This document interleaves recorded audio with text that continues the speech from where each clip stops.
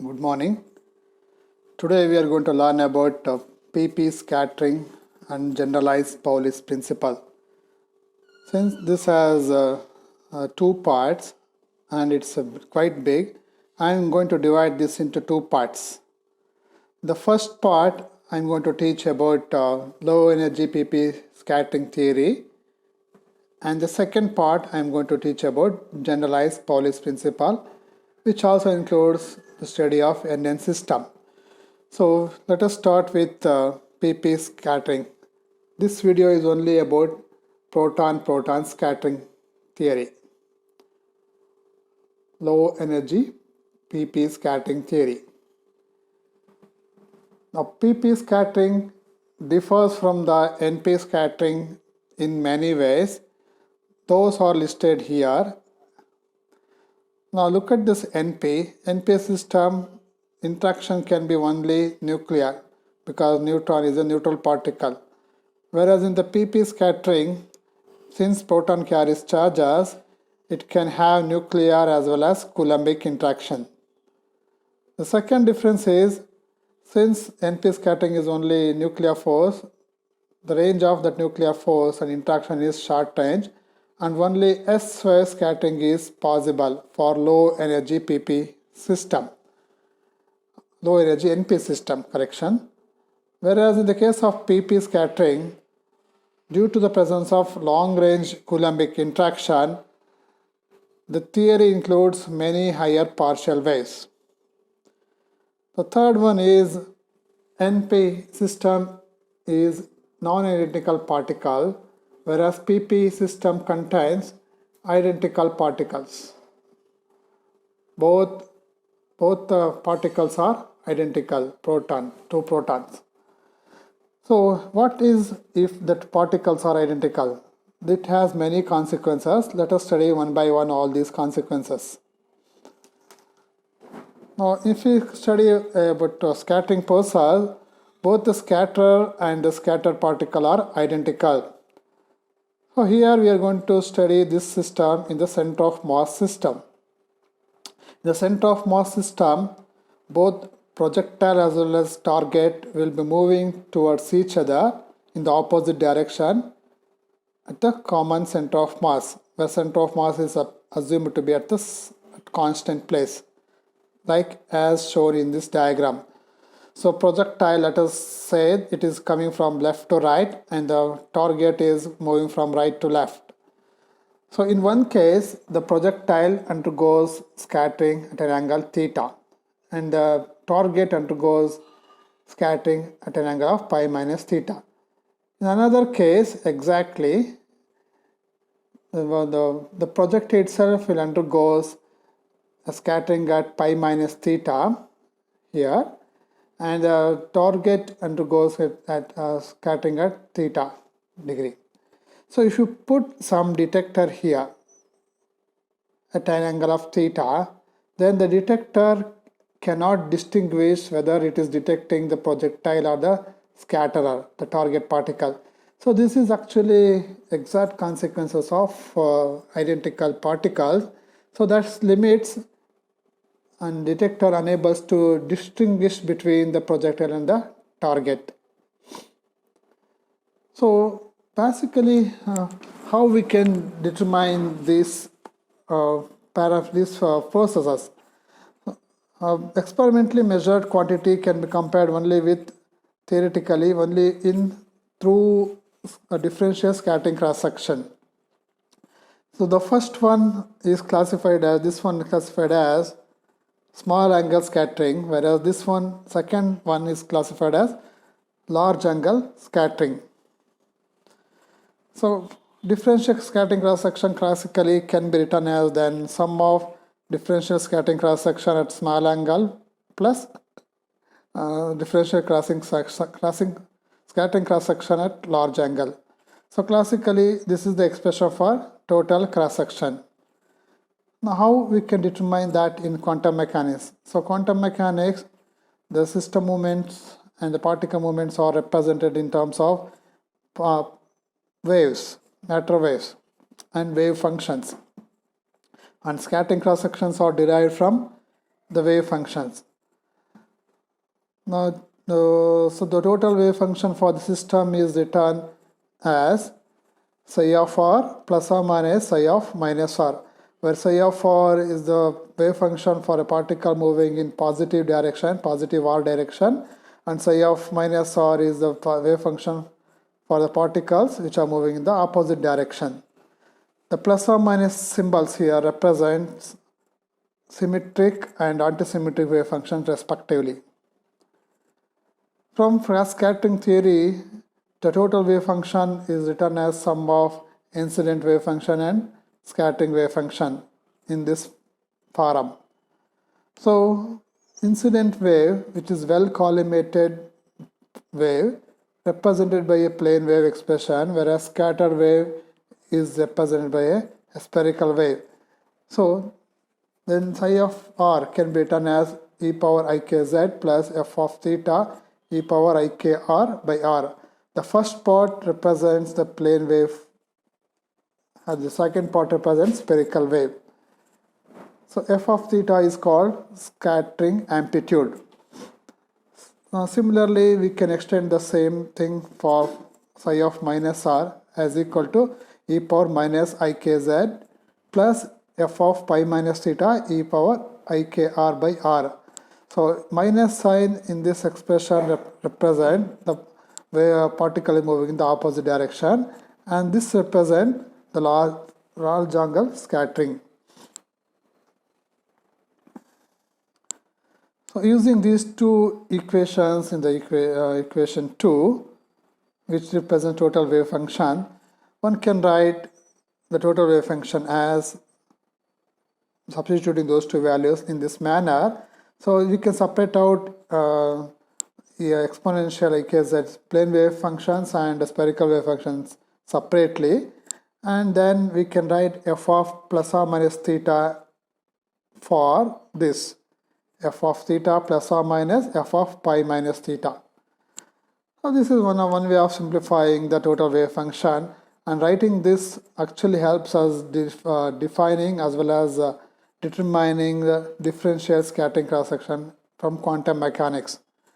So then, and that can be defined simply as modulus of scattering amplitude square. In this case, scattering amplitude is f of theta plus or minus. Now this f plus or minus theta is actually f of theta plus or minus f of pi minus theta, small angle scattering amplitude and large angle scattering amplitude. So you can expand that using a plus b or a minus b whole square. You get this expression, which is actually differential scattering cross section from quantum mechanics. So first part is modulus of f of theta square plus second function is f of pi minus theta whole square plus or minus real part 2 times real part of f of theta times f star of pi minus theta. So imagine f of theta is basically a complex function. So imaginary function doesn't have any meaning. Therefore, we are considering only real part of this product. The first one is actually small angle differential scattering cross section. Second one is large angle differential scattering. The third part is called as the interference term. Now this is the result because of identical nature of particle. This is one of the main important thing. Note that.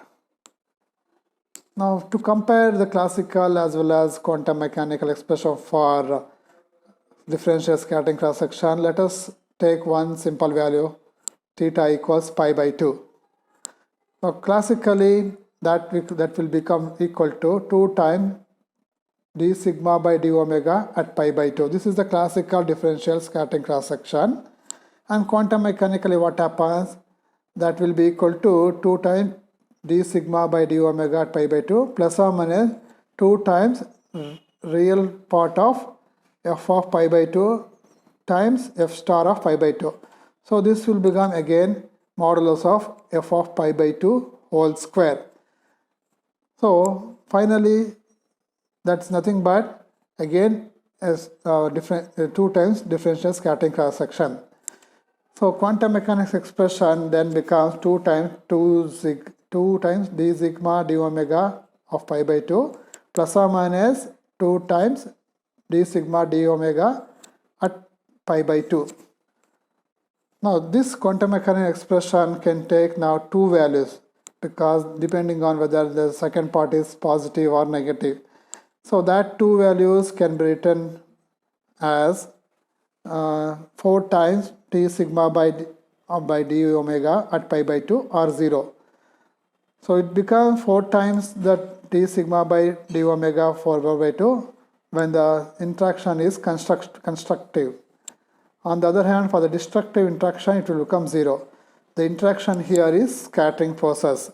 So for constructive scattering, quantum mechanics expression becomes 4 times d sigma by d omega at pi by 2, or it will become nullified for destructive scattering. So experimental results show good agreement with the quantum mechanical cross section. Now, according to Pauli's principle, two Fermat's total wave function must be antisymmetric.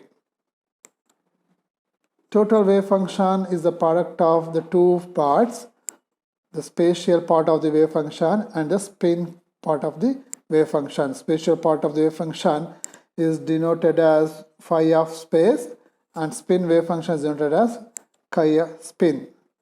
Therefore, total wave function is product of these two, denoted by equation 6. Now, for such a system, the parity is given by pi equals minus 1 power L plus S. So note this, the change of the definition of parity, which is minus 1 to the power of L plus S.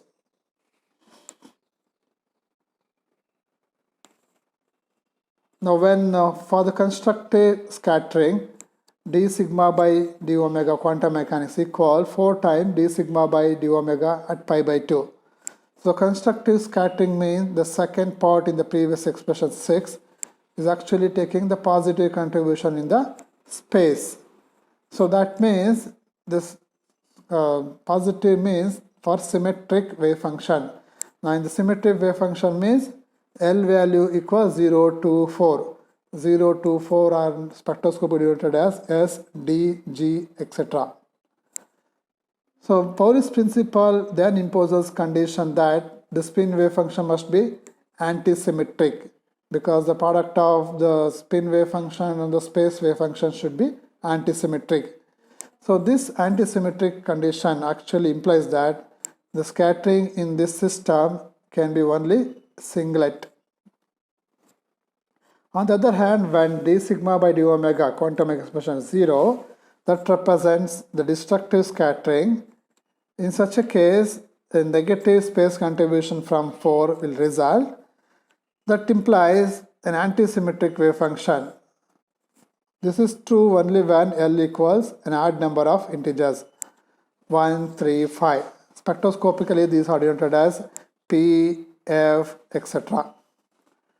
So for such a destructive scattering, only triplet spin wave function must be symmetric. That's a condition by Pauli's exclusion principle. Now for such a thing, only triplet scattering will result. So these are the two information which are helpful actually to understand the PP scattering in a better way. These two cases are again because of the consequences of identical spin of particles. Now, since we are studying low energy PP scattering theory, for low energy less than 10 MeV, only S partial wave interaction is possible. So only if there is only S partial wave, then S partial wave corresponds to L equals 0. So that means only singlet scattering is possible for PP system at 3 by 2, at scattering angle t by 2, theta equals pi by 2, correction. Now Pauli's principle forbids triplet scattering to take place for S waves in the case of PP system. So note that in case of PP system only singlet scattering is possible. We are going to use that result later as well. Now, interaction potential. Now let us come back to the PP system. In case of PP scattering, both nuclear and Coulombic interactions are possible. They are present. Therefore, total interaction potential will be sum of nuclear potential Vn and Coulombic potential Vc. Now let us study three cases separately. In case 1, let us assume only pure Coulombic interaction. That means somehow you turn off nuclear interaction. If that is the case, then Schrodinger wave equation can be written as by this expression, gradient square psi total plus 2 mu by h square E minus Vc times psi total. Vc is Coulombic potential. Now, how do you solve this particular equation? In order to solve this equation, we need nabla square value and also we need the psi total. Now, can we use spherical coordinates based upon the spherical symmetry of the system? Now, if we use spherical coordinates, solving this particular relation becomes exceedingly difficult. It's because the Coulombic interaction potential is of infinite range, and solving using spherical coordinates becomes extremely difficult. The better alternative is to use the parabolic coordinate, and studying parabolic coordinates and solving that equation is beyond the scope of this current lecture, but it is solvable. The first person who solved this equation is the scientist Mott. He obtained a modified form of a Rutherford scattering expression. Now, because this was solved by Mott, now it is known as Mott's scattering cross-section. So we are going to write down only the resultant equation. So d sigma by d omega is the differential scattering cross-section first derived by Mott, which is the differential scattering cross-section for Coulombic interaction, is given by this complicated expression z square z power 4 e power 4 divided by 16 e square times the three terms. The first term is cosecant power 4 theta by 2, second term is secant power 4 theta by 2, third term contains this factor times cosecant square theta by 2, secant square theta by 2 into cos of some complicated function. So this in simple form we can write in this way: modulus of f of fc theta whole square plus modulus of fc pi minus theta whole square plus or minus 2 times real part of fc theta times f star c pi minus theta. The first one is the Coulomb scattering for small angle, second one is Coulomb scattering for the large angle, and third one is the interference because of the two types of angling interaction. Now, if you just consider this factor z power 4 e power 4 divided by 16 e square times cosecant power 4 theta by 2, that's nothing but famous Rutherford scattering cross-section. Therefore, the first one is Rutherford scattering cross-section. Second part is actually the scattering cross-section from the recoil nucleus. The third one is the interference term. So remember this equation 8. This equation 8 is the differential scattering cross-section for Coulombic, only for Coulombic interaction obtained by Mott, and remember that equation. Now let us consider second case in which only pure nuclear interaction is assumed by removing exactly all the Coulombic interaction. With that assumption, an expression similar to equation 8 is expected as a solution, and that is given by d sigma by d omega equals modulus of fn theta whole square.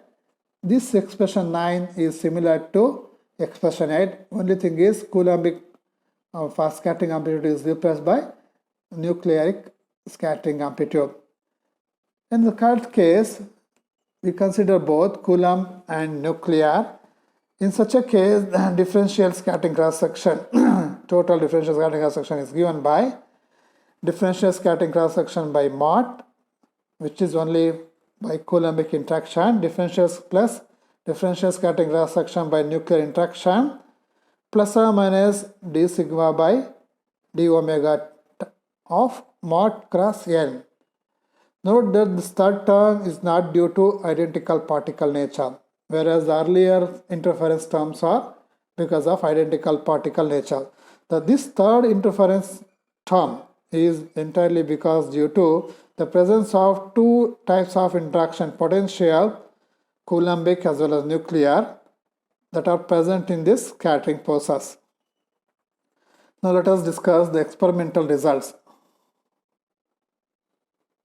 The first one is angular distribution of differential scattering cross section. The vertical axis is the differential scattering cross section and the horizontal axis is theta. So differential cross section is plotted as a function of scattering angle theta. Now this, for a one particular energy E1, the scattering cross section behavior shows like that. If this experiment is repeated for another energy E2, which is less than E1, you get a curve similar to E1, but it is slightly displaced vertically upwards. So if you just observe this particular behavior of this angular distribution differential cross section, for small angles the differential scattering cross section is very high, so that we can denote it as region 1. Then the differential scattering cross section found to decrease with increasing in angle reaches some minimum and then starts increases again. So the region where actually this value differential scattering cross section becomes minimum is denoted as 2. Now that approximately arises around 35 degree. Again the differential scattering cross increases with increase in value of theta. This region is denoted here as region 3. Then the second result is energy distribution of cross section. The vertical axis is plotted as a ratio of two total cross section. Ratio of total cross section, entire total cross section to total cross section of the due because of Mott as a function of energy along the x-axis. So this value, the curve appears to be nearly 1 till certain value, then start decreases and then increases with increase in energy. So the value equals 1 means from this expression that total cross section sigma experimental is equal to sigma Mott. Sigma Mott is only because of Coulomb interaction. Therefore we can draw one line parallel to and passing through 1, and we can divide the region into this particular result into 3 regions by marking with a dashed line as shown here. The first region is one when sigma experiment is equal to sigma Mott only because of total sigma is because of Coulomb interaction. The second region is actually the interference term between Coulomb and as well as the nuclear forces, where the third region, which is above Coulombic interaction here, contains only nuclear interaction. That third region represents scattering cross section only because of nuclear force. So first region only because of Coulombic interaction, third region is only because of nuclear interaction, and second region is because of the interference between the two interaction potential. So these results supports Mott's theory, and hence the theory is supported by the presence of two integers of interaction. Now due to the identical nature of Pauli's principle, only singlet scattering is possible in proton-proton system. This we have noted down in the earlier one of the slide. Now what is the implication of that? Whereas in NP system both singlet as well as triplet scatterings are allowed, and the total scattering cross section contains the contribution from both singlet as well as triplet scattering. So if you want to compare the proton-proton system with that of the NP system, then we must consider only singlet interaction only, scattering because of only singlet interaction. Further, pp being the charged particles, it contains Coulombic interaction addition to nuclear interaction. So if we want to compare the two systems, then only nuclear interaction of pp system should be used. So if you use the two systems, then the values are as shown in this table. So pp nuclear interaction and np singlet interaction. With that, what we obtain is this. V naught represents depth of the potential and Bs is the scattering amplitude. Though this Vs and though these two values are found to be nearly same for these two systems, similarly for this also. So that tells actually that since interaction potentials are same, one can inform that proton-proton nuclear force is nearly same as neutron-proton singlet force. That's a very important result, that what we can understand from the pp scattering theory. So this ends the lecture. In this next lecture, I am going to teach you about generalized Pauli's exclusion principle. Thank you for your patient hearing.